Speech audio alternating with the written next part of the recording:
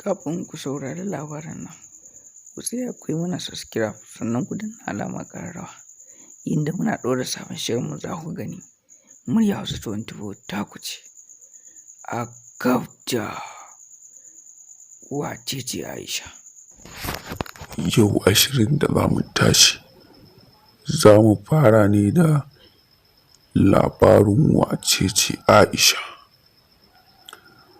A lokacin da ina cikin bacci sai kawai ta zo min.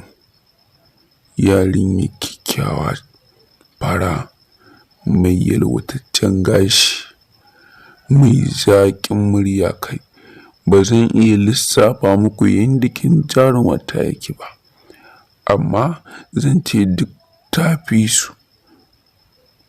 Na tabbata kai mai sauraro da za ka ga ta, to tabbas a take duk wani tunaninka zai datse.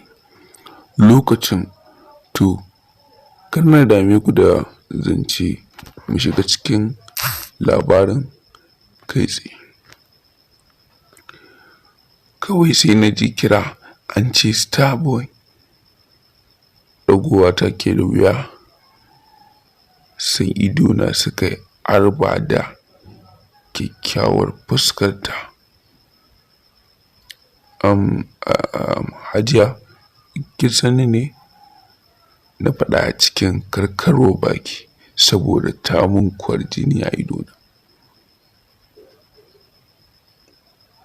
Sai ta ce, tabbas na san ka, sannan kai ma ka san ni.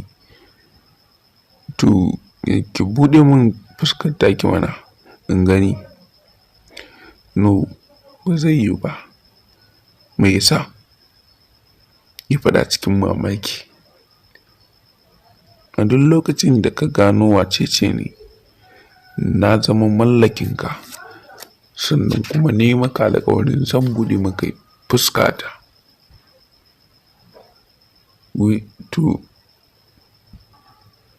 To babu wata makama da zaki ban? Sai ta ce, makama ɗaya ce shine kawai in gaya maka sunana, sauran kuma ya gare ka. To ni sunana Aisha. Kawai sai ya farka daga baccin da yake sai ya ce, Wacece Aisha?